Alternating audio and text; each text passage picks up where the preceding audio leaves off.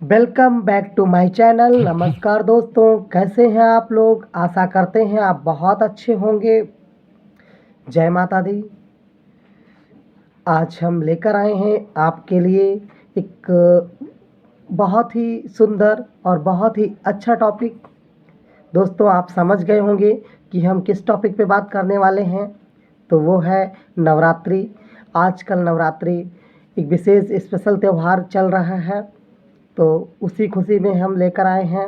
तो चलिए वीडियो को स्टार्ट करते हैं। बने रहें हमारे साथ। इस पूरे वीडियो में हम जानेंगे नवरात्रि का आध्यात्मिक रहस्य। तो जय माता दी। भारत देश अध्यात्म प्रधान देश है, जिसकी सभ्यता और संस्कृति बहुत ही श्रेष्ठ है। और इस श्रेष्ठ सभ्यता और संस्कृति हमारे त्योहारों में झलकती है। ऐसा ही एक त्यौहार नवरात्रि का, जिस नवरात्रि के त्यौहार में बड़े धूमधाम से भारत भर में सेलिब्रेट होता है और बड़े धूमधाम से पूजा अर्चना होती है, उपवास करते और कितना उमंग उत्साह में रहते हैं। नवरात्रि का त्यौहार भारत के मुख्य त्योहारों में से एक है। इस त्यौहार को मनाने के लिए सभी घरों में बड़े धूमधाम से तैयारी की जाती है। वास्तव में ये त्यौहार एक पवित्रता का त्यौहार है। ये समय ही एक सेलिब्रेशन का है। अलग अलग प्रांतों में अलग अलग रस्म रिवाजों से मनाते हैं। देवी माँ का आवाहन करते हैं। इसके पीछे एक भावना है कि माँ है, माँ की पूजा और अर्चना करते हैं, उनकी आराधना करते हैं। देवी माँ है, ये शब्द ही अपने आप में कितना वंडरफुल है। देवी माना दिव्यता, एक ऐसी महान हस्ती जो दिव्य गुणों से भरपूर है, शक्ति है वो। ऐसी ही महान देवी माँ का यादगार नवरात्रि के रूप में मनाते। भारत में वैसे दोस्तों दो तरह की नवरात्रि मनाई जाती है, यानी दो नवरात्रि मनाई जाती हैं। ये नवरात्र हमेशा ऋतु परिवर्तन के समय आता है। उसी समय आती है जब ऋतु परिवर्तन होता है। नवरात्रि अर्थात कोई 24 घंटे के दिन और रात्रि की बात नहीं है। श्रीमद् भगवत गीता में कहा गया है कि ब्रह्मा का दिन और ब्रह्मा की रात्रि। सतयुग त्रेता है ब्रह्मा का दिन और द्वापर कलयुग है ब्रह्मा की रात्रि। इसी प्रकार जब संसार में अज्ञानता का अंधकार यानी अंधकार रात्रि छा जाती है, तो ऐसे समय पर परमात्मा इस संसार में शक्तियों की उत्पत्ति करते हैं, यानी देवियों की उत्पत्ति करते हैं, जिससे ये अंधकार अज्ञानता का समाप्त हो जाता है और प्रकाश मनुष्य के जीवन में हमेशा हमेशा के लिए फैल जाता है। नवरात्रि में सबसे पहले हम कलश की स्थापना करते हैं, अखंड ज्योति जलाते हैं, उपवास करते हैं, कन्या पूजन करते हैं। इन सब बातों के पीछे भी एक आध्यात्मिक रहस्य है। आइए जानते हैं दोस्तों। कलश की स्थापना अर्थात निराकार परमपिता परमात्मा शिव जब इस संसार में आते हैं, तो हमारी बुद्धि के अंदर ज्ञान का कलश, ज्ञान अमृत डालते हैं। अज्ञानता का अंधकार नष्ट होता है। जैसे उस कलश में हम जल भरकर रखते हैं और फिर हम अखंड ज्योति जलाते हैं, ऐसे ही हम भी अपनी बुद्धि रूपी घड़े में ज्ञान अमृत सजोना है। अगर हमारे जीवन में ज्ञान का प्रकाश होगा तो हमारी ज्योति हमेशा जगी रहेगी। अखंड ज्योति जलाने के लिए हम दिए में शुद्ध देसी घी ही डालते हैं। कभी हम डालडा, रिफाइन या किसी और तरह का ऑयल यूज नहीं करते हैं। ऐसे ही हमें भी अपनी बुद्धि रूपी दीपक में शुद्ध विचारों को डालना है। यह शुद्ध विचार हमारे जीवन में प्रकाश का काम करेंगे, ताकि हमारी आत्मा रूपी ज्योति हमेशा जगती रहे। अब आता है उपवास। इस नवरात्रि में हम उपवास व्रत भी रहते हैं। उपवास माना, उप मीन्स होता है निकट, वास मीन्स रहना, यानी परमात्मा के निकट, भगवान के निकट, इष्ट देव के निकट रहना और अपने मन को दूषित विचारों से कंट्रोल करना, दूषित विचारों से कंट्रोल करना। लेकिन हम इन सब चीज़ों को नहीं कर पाते। हमने अनेक प्रकार के व्रत रख लिए, फलाहार, पानी ना पीना, अनेक प्रकार के व्रत रख लिए। ये करना तो अच्छी बात है, लेकिन अगर ये जीभ, ये आँख, ये नाक, ये हाथ, ये वृत्तियाँ, मनोविचार सदा हम कंट्रोल करें तो सिर्फ 9 दिन ही नहीं करना है, सदा के लिए जीवन हीरे तुल्य बनाना है। हम रोज़ तामसिक भोजन नहीं बनाएं। हम ऐसा प्रयास करें कि हमारे अंदर से जो भी निगेटिव है वो बाहर निकल। अच्छे विचारों को ग्रहण करेंगे तो हमारे सुख के दिन आएंगे। तो माँ है वो, देवी माँ है, और माँ कभी नहीं कहती कि मेरा बेटा भूखा रहे या मेरा बच्चा भूखा रहे। माँ तो हमेशा यही कहेगी, यही चाहेगी कि हम अपने बच्चे को क्या ना खिला दें।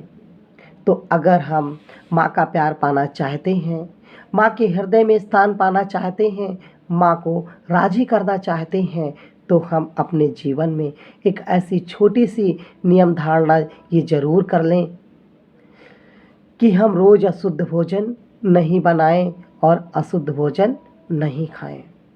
तभी हम माँ को पूरी तरह खुश कर पाएंगे और उसका आशीर्वाद बिना कहे हम पर मिलता रहेगा। और इन्हीं दिनों में कन्या पूजन भी करते हैं दोस्तों। लेकिन कन्या पूजन के पीछे भी एक बहुत बड़ा रहस्य है, भाव है। जो संसार के अंदर कन्याएं हैं उनका सम्मान व्यक्ति नहीं करता है, लेकिन जब इनका सम्मान नहीं करते हैं तो परमात्मा भी प्रसन्न नहीं होते। और जब हम कन्याओं का सम्मान करते हैं तो परमात्मा भी प्रसन्न रहते हैं। लेकिन आज की दुनिया में देखा जाता है कि नवरात्रि के दिनों में तो व्यक्ति कन्याओं की खूब पूजा करता है, आराधना करता है, जागरण करता है। लेकिन जब उनके घर में कोई कन्या का जन्म होने वाला होता है तो भ्रूण हत्या करवाता है। भावार्थ यह है कि क्या कन्याओं का भ्रूण हत्या करवाना पाप नहीं है? और दूसरी ओर देवियों की पूजा भी करता है, तो ऐसे तो क्या परमात्मा उन्हें माफ़ कर देगा? कहा तो यह जाता है कि जिस घर में देवियों की पूजा होती है, नारियों का सम्मान होता है, नारियों की पूजा होती है, उस घर में देवता निवास करते हैं। नवरात्रि एक यह भी संदेश देती है कि हमें हमेशा कन्याओं का, माताओं का, नारियों का विशेष सम्मान करना है। इसलिए भारत देश में भारत माता की जय बोली जाती है। भारत के पिता की जय नहीं बोली जाती है, भारत के माता की जय बोली जाती है। इस नवरात्रि में सर्वप्रथम माँ दुर्गा की 3 दिन तक पूजा की जाती है। माँ दुर्गा माना दुर्गुणों को नाश करने वाली। अगले 3 दिन माँ लक्ष्मी की पूजा करते हैं। भावार्थ यह है कि जब दुर्गुण नाश हो जाते हैं तो व्यक्ति के अंदर अच्छे संस्कार, अच्छे गुणों का संचार होता है। इन्हीं गुणों के माध्यम से हमारा चरित्र अच्छा बनता है, हमारे जीवन के अंदर श्रेष्ठ सभ्यता आने लगती है। जहाँ दिव्यता, सभ्यता, पवित्रता होती है वहीं माँ लक्ष्मी का वास होता है। माँ लक्ष्मी माना धन की देवी, हमारे जीवन में धन का संचार होने लगता है। इसके अगले 3 दिन माँ सरस्वती की पूजा करते हैं। जहाँ श्रेष्ठ संस्कार, दुर्गुणों का नाश हो, वहीं अगर धन व्यक्ति के जीवन में आए तो उस समय उसको कैसे यूज करना है, ये ज्ञान विवेक माँ सरस्वती से प्राप्त होता है। साथ ही साथ देखा जाए तो विद्वान की उपाधि पुरुष को प्राप्त होती है। इसी तरह युद्ध के मैदान में भी पुरुष ही जाता है और धन कमाने के लिए भी पुरुष ही जाता है, मेहनत करता है। परंतु ये मेहनत के बाद भी पूजा माँ दुर्गा की ही करता है, माँ लक्ष्मी की करता है, माँ सरस्वती की करता है। कारण क्या है? धन का देवता नहीं है। कारण धन का देवता नहीं है, शक्तियों का देवता नहीं है और ज्ञान का देवता नहीं दिखाया गया है। कहने का भावार्थ यह है कि जीवन में इन 3 देवियों का विशेष महत्व है, विशेष स्थान है। जीवन के अंदर 3 चीज़ों की आवश्यकता मानी जाती है, शक्ति, धन और बुद्धि। ये तीनों की आराध्य देवियाँ तो ऐसा सद नमन करते हैं, वंदन करते हैं, अभिनंदन करते हैं और उन सभी बहनों का, उन सभी माताओं का हम तहे दिल से सम्मान करते हैं। दोस्तों, चलते चलते एक शायरी याद आ गई है। जीवन में तो बहुत मुकाम हमने देखे, लेकिन ये जो मुकाम है, जिस मुकाम पे हम चल रहे हैं, उसके लिए हम 2 लाइनें कहेंगे। लक्ष्मी जी का हाथ हो, लक्ष्मी जी का हाथ हो, सरस्वती जी का साथ हो, गणेश जी का निवास हो और माँ दुर्गे का आशीर्वाद हो। इस नवरात्रि आपके लिए खुशियों का पैगाम हो। जय माता दी। आई होप कि मेरी वीडियो आपको पसंद आई होगी। अगर मेरी वीडियो पसंद आई तो ज़्यादा से ज़्यादा शेयर करें, लाइक करें, कमेंट करें और जिन लोगों ने अभी तक हमारे चैनल को सब्सक्राइब नहीं किया है, कृपया वो हमारे चैनल को सब्सक्राइब करें ताकि आने वाली ऐसी ही नई नई वीडियो आपको मिल सके। हम आशा करते हैं आप इस चैनल को ज़रूर सब्सक्राइब करेंगे। जय माता दी।